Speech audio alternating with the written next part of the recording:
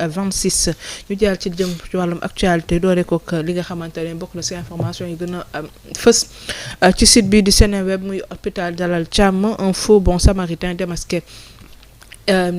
Ndiaye, 36 ans, un arnaqueur spécialisé dans le ciblage de patients vulnérables à l'hôpital Dalal Jàmm de Guédiawaye, a été mis hors d'état de nuire. Selon l'Observateur, l'individu qui se faisait passer pour un bon samaritain a été interpellé ce dimanche après une nouvelle tentative d'escroquerie visant une dame âgée et analphabète. L'homme avait pour habitude de déambuler dans les couloirs de l'établissement afin de repérer les patients ou des accompagnants désorientés ou non instruits. Sous couvert d'assistance pour les démarches administratives ou le paiement de factures, il parvenait à leur soutirer d'importantes sommes d'argent avant de disparaître dans la nature, pointe le journal. La même source avance que son arrestation a été précipitée lorsqu'il a accompagné l'une de ses victimes à la caisse. Pour se donner de la crédibilité, il a présenté à la caissière une carte d'identité militaire au nom d'un tiers. Alerté par une irrégularité sur le document et se souvenant d'un signalement interne, l'employé a discrètement avisé le service de sécurité en confrontant l'individu aux images de vidéosurveillance qu'elle conservait sur son téléphone. Elle a formellement reconnu le suspect recherché, interpellé par la police de Golfe Sud. Ndiaye a été trouvé en possession d'un permis de conduire et d'une carte nationale d'identité appartenant à d'autres personnes ainsi que de chanvre indien en vrac qu'il a tenté de dissimuler au moment de son arrestation. L'enquête a également révélé qu'il serait impliqué dans le vol d'un iPhone commis au sein du même hôpital en novembre dernier. Il a été placé en garde à vue pour usurpation de fonction, vol, escroquerie et détention de stupéfiants, complète le groupe de Futurs Médias.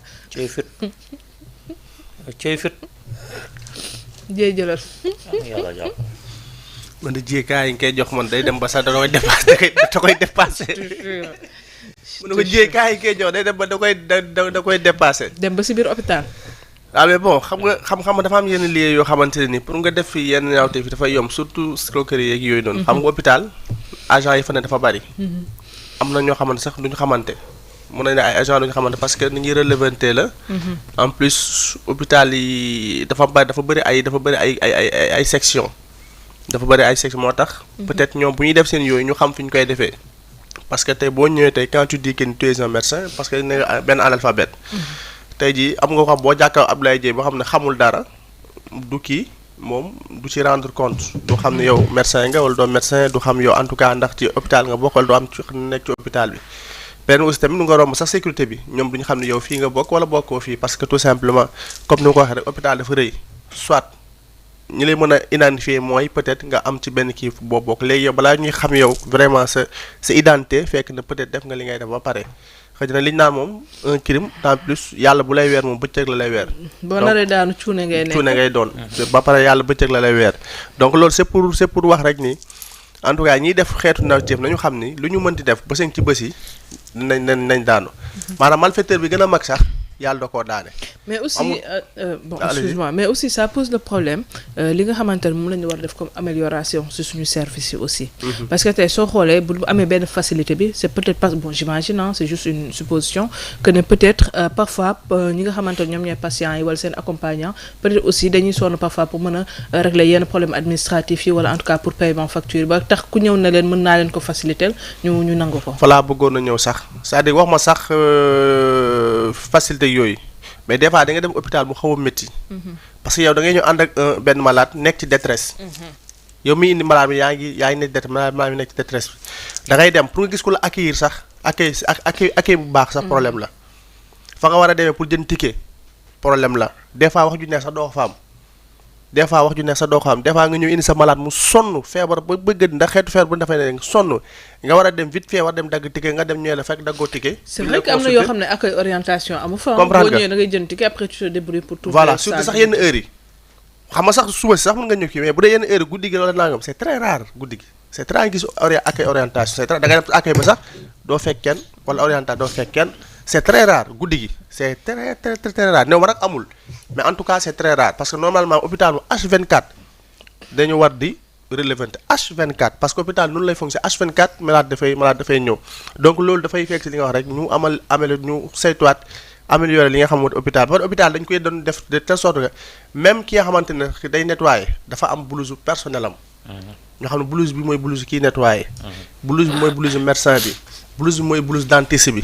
blouse mooy blouse infirmier bi. blouse mooy blouse sage-femme bi blouse bi ainsi de suite ainsi de suite ainsi de suite normalement noonu lañu ko war a catégoriser mais nag lu ma la mooy li ma wax tout à l'heure rek luñ ko def. ki nga xam ne peut-être jàngul wala même pas affaire de jàng sax mais parfois ki nekk en détresse du moins parfois du sax du poser wu yenn. non du ko kii non réfléchir. man ni may gis tey da lay wóor ne kii nii du ñëpp lay ciblé day observé bu baax balaa muy ciblé kenn. mais kii nii la wax ni da ngay xam ne kii nii saa waay ab kii la maanaam kii ab expert la ci mbir mi. waaw koo xam ne yow. daa daanu rek téléphone boo xam ne novembre la woon sax yow la woon. daa daanu rek mais ni kii la expert kii la rek. novembre ba janvier nga fekk. voilà parce que xam na heure bi mu war a dem. xam na fi mu war a dem xam na ci ñi mu war a dem. parce que boo xoolee ñi mu ko def su ma juumul benn àll la c'est-à-dire moom dafa xam ñu muy ciblé. tey jii bu gisee tey benn caporal bu ñëw costume am def cravate am et tout yor caabi oto wala nangam néew ma du ko def mais dina. ki toog di observer. gis nga ànd ak benn patient par exemple dem ba ci kees bi day jàpp ne kii nii peut-être dafa am benn influence ci biir hôpital. wala fi lay liggéey voilà mi ngi noonu. en tout cas daal mi ngi noonu. xam nga Maman Faye amoon na jamono joo xamante ñu doo waxtaane lu mel ni koo xam ne ci hôpital la doon nekk excusez-moi di opérer foo xamante war na faa mën a jële ay téléphone ak affaire jamono yooyu ñu ngi ko doon waxtaan yaa ngi koy fàttaliku tey mu répété waat kon tey mu ngi commencé nekk li nga xamante ne moom mooy habitude Maman Faye te yëpp même lii la mooy ci hôpital yi benn de maa ngi doon seetaan benn vidéo ñu ne kuy dugg ci li nga xamante ne moom mooy par exemple hôpital astafurlah ku dugg fi nga xamante ne moom mooy auberge ba génn ak ku dugg ci hôtel ba génn yow xamal na yow tey répertorié nañ la enregistré nañ la comprendre tey pourquoi mënuñ koo def ci yeneen secteurs yi ci hôpitaux yi ak feneen tey hôpital mën nga faa nax nit mën nga faa corrompre nit ci lu gaaw te ñun sénégalais yi ñu si bëri ñun dañoo war a yeewu parce que lu tax